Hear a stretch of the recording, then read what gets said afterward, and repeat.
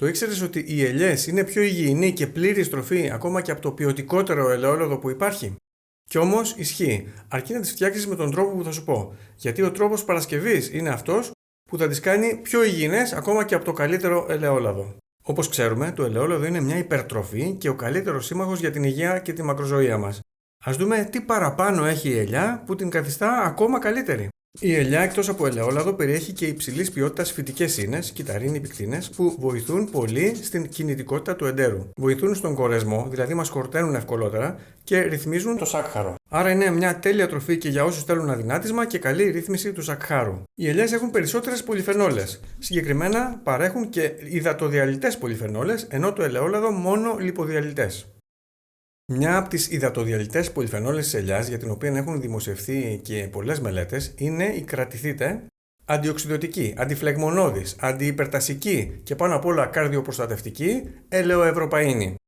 Να πούμε βέβαια ότι κατά την έκθλιψη του λαδιού η ελαιοευρωπαΐνη μετατρέπεται στα επίσης υγιεινά παράγωγά της που έχουν και αυτά έντονη βιολογική δράση. Αυτά είναι που δίνουν και στο φρέσκο ελαιόλαδο την πικάντικη γεύση. Η ελιά περιέχει βιταμίνες Α, Ε και πολύτιμα ιχνοστοιχεία όπως σίδηρο, ασβέστιο και χαλκό που πρακτικά δεν υπάρχουν στο ελαιόλαδο. Επίσης περιέχει ωφέλιμα προβιωτικά λόγω της ζύμωσης που υφίσταται.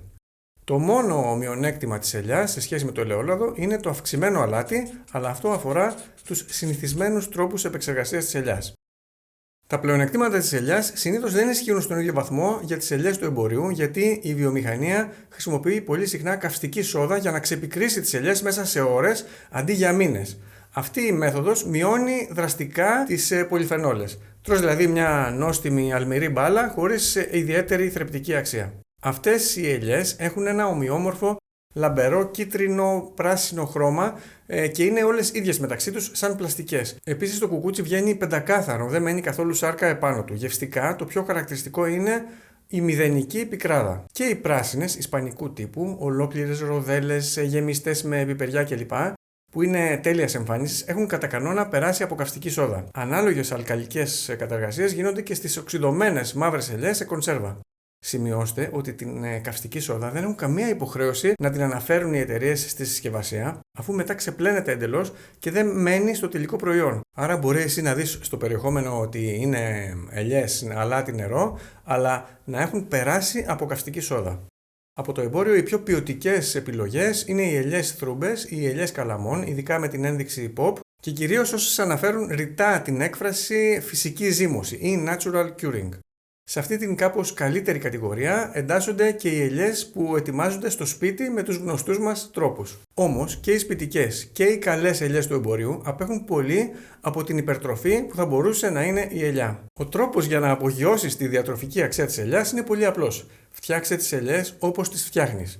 Τις πράσινες σε άλμη, σε μπουκάλι, τις παστές με διαδοχικές στρώσεις χοντρού αλατιού, αλλά πρόσεξε μία λεπτομέρεια που θα κρίνει τα πάντα. Το πόσους μήνες για τις πράσινες ή πόσες ημέρες για τις μαύρες τις αφήνεις να οριμάσουν. Όσο λιγότερο, τόσο καλύτερα. Όσο πιο πικρή είναι η ελιά, τόσο πιο θαυματουργή είναι η επίδρασή της στο σώμα, γιατί η πικρή γεύση προέρχεται κυρίως από την ελαιοευρωπαΐνη. Ναι, τώρα σας ξέρω κάποιους. Θα προτιμούσατε να ήταν τούμπανο σε θρεπτικά και να είχε γεύση σοκολάτας, αλλά δεν γίνεται να τα έχουμε όλα.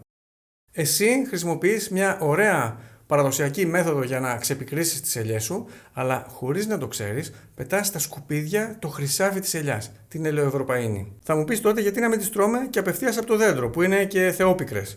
Αυτό είναι εξίσου λάθος, γιατί έχουν τόση πίκρα που δεν τρώγονται και επιπλέον σε αρκετά άτομα θα τους προκαλούσε προβλήματα στο στομάχι. Η μέση λύση είναι η χρυσή τομή. Για τις μαύρες ελιές ξεπίκρισέ τες μέχρι να δεις την πρώτη εμφανή ζάρα, όχι μέχρι να σταφυδιάσει ολόκληρη όπως κάνουμε συνήθως.